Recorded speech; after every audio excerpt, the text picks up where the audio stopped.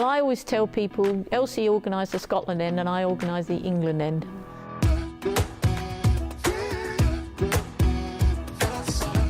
We resolved at the Women's FA to form an England team, and we held trials. So it was very important for us to try and get the best players that we could. We knew we couldn't afford to go beyond our shores, so we didn't actually count Scotland as going beyond our shores. So we decided that we would try and arrange an international with our Scottish friends. And it was huge. Absolutely huge, yeah. Pat. Yeah, of course it was. The fact that we were having an international, Yeah. an official international match between Scotland and England is just amazing.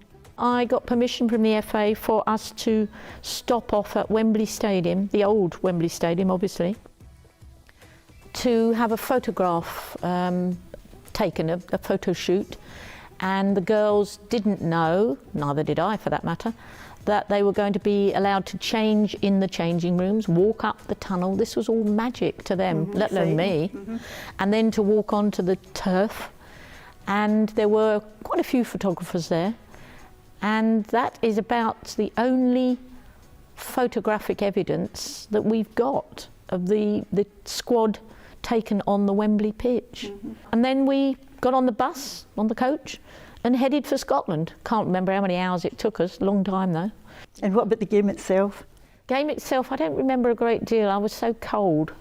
It was so bitterly cold and the sleet was coming down and it was just... The players were so excited, Pat. Yes, I know they were. So excited. Yeah, they were. And our girls were in the dressing room like Braveheart.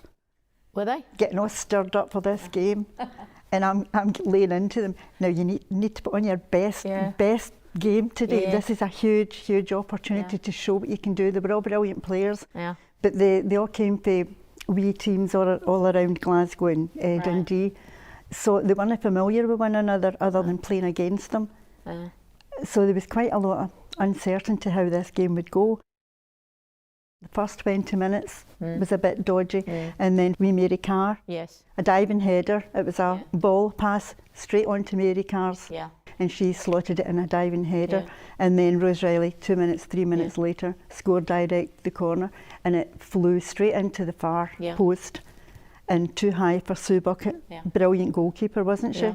Sue Bucket, the most amazing goalkeeper. She never got near it. It was perfect, absolutely. And then perfect. we scored. I think just before half time. Sylvia. Yeah, Sylvia scored the first England goal. She raced right through the middle of our defence. Right. Our defence were sliding all over the place, and Sylvia went straight through. And so 2-1 was the half-time score. But anyway, the second half, it was a different game, wasn't it? Totally different game. Because of who? Paddy McGroarty. Oh, you and Paddy, yeah, okay. Well, the English midfield took over the game. Paddy was born in Birmingham. Right, okay. We always argue about this, but Paddy was born in Birmingham, therefore she was entitled to be in the England team. Okay. Even though I think you think that she might even have an Irish affiliation. She's Irish. Well, why did you want her to play for Scotland?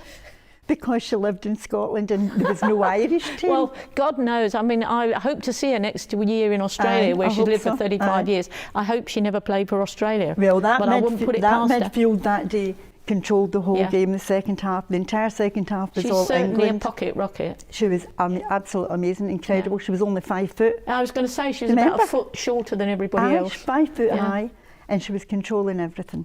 And she had beside her, she had Linda Hale. Linda Hale scored the second goal. No idea if Paddy passed to her, I can't remember it, but Linda scored the second goal. And then Jeannie Allett, who was quite nifty, she came along and scored the third and winning goal. Yeah, 3-2. Won't let you ever forget that. Don't remind me. 3-2. Oh my goodness. Yeah. It's England versus Scotland in the first ever Women's Football Association International at Ravenscraig Stadium, Greenock. Oh, this is lovely to see, isn't it? England in white shirts playing left to right. England clear. Scots have it all their own way in the first half, Pat. Scotland take possession. A goal. Oh, that was Mary's goal. That's an interesting goal. And it's a braw day for Bonnie Lassie. Scotland again. A corner. And it's a goal. Scotland 2, England 0. Rose Riley straight to a corner, Yeah. right over Yeah. Sue Bucket's arm 2-0. into the back post. Yeah. Scotland's number 7 again. And then the snow come on. Do you remember the snow coming Yeah. on? Well, snow was there all the time. But now it's England's turn to attack. A goal. Scotland 2, England 1.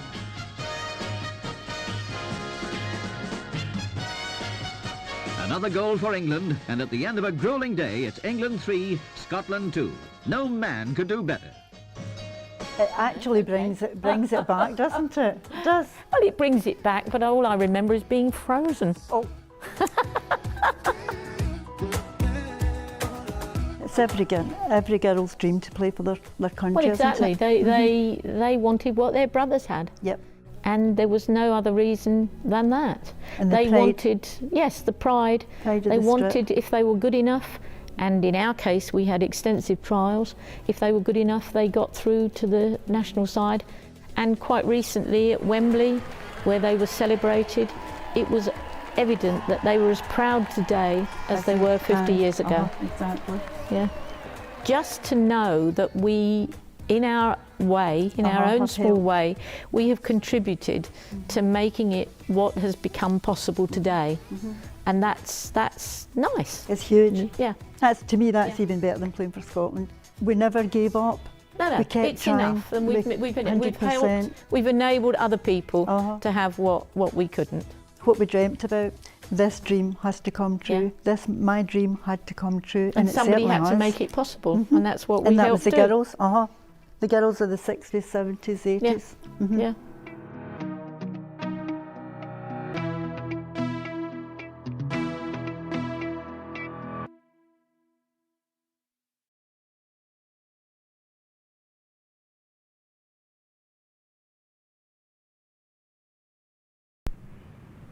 The England squad of 15 players has been training together at Bisham Abbey in Buckinghamshire for 3 full days, the sort of preparation that Sir Alf Ramsey might occasionally envy. As England's first official international women's team, they're learning to take fame in their stride, posing dutifully for the dozenth group picture of the day. But as you'd expect from the cream of women's soccer talent, on the field, they make it plain they mean business.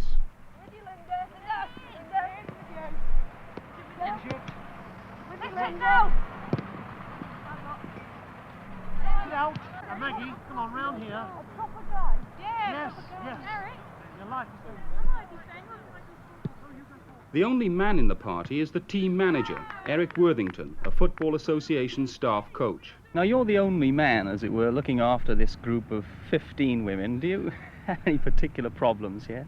None that I've found yet, and I think possibly I may well be able to solve the problem if any big problems arise. And how do they get on amongst each other? Oh, they're an extremely happy bunch and looking forward very much to competing in Scotland on Saturday. The girls have had to work hard for a place. There are 5,000 women players in 170 clubs throughout England, and the team was chosen after a series of trials.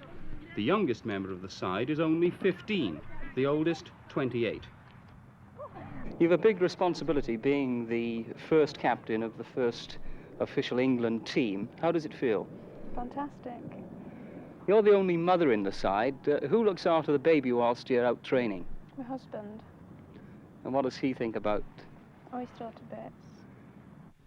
Saturday's match at Ravenscraig Park in Greenock has the official support not only of the English FA, but of the European Union as well. It could be seen as a step forward for women's lib, recognition at last that in soccer, women can be treated as equal with men. But alas, the male view still seems to be that when it comes to soccer, women will always be just powder puff players. Well, I suppose we measure them in terms of their level of ability compared to men. And clearly they're not as powerful as men nor as strong, and therefore not as good as men players, and never will be.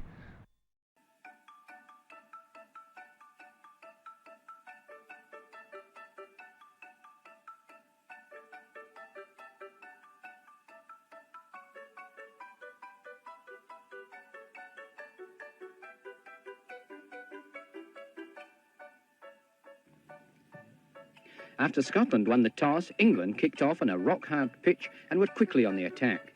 The Scots, in the early stages, fell back in face of, dare one say it, a heavier English team. The girls from south of the border forced 3 corners in quick succession, but the Scots' defence stood firm. And despite the icy conditions, both teams played a hard game. Indeed, at times it was difficult to realise they were 2 women's teams, apart perhaps from the fact that most of the hairstyles were that bit shorter. Scotland soon settled, and 12 minutes from the start, outside left, Mary Carr put the home team into the lead. 17-year-old Rose Riley, Scotland's star winger, put her side 2 up with a shot direct from a corner kick. Then, just on half-time, with the light failing and snow beginning to fall, England's most experienced girl, inside right, Sylvia Gore, broke up a Scottish attack and, after a brilliant run down the pitch, lobbed the ball up to open the score for England.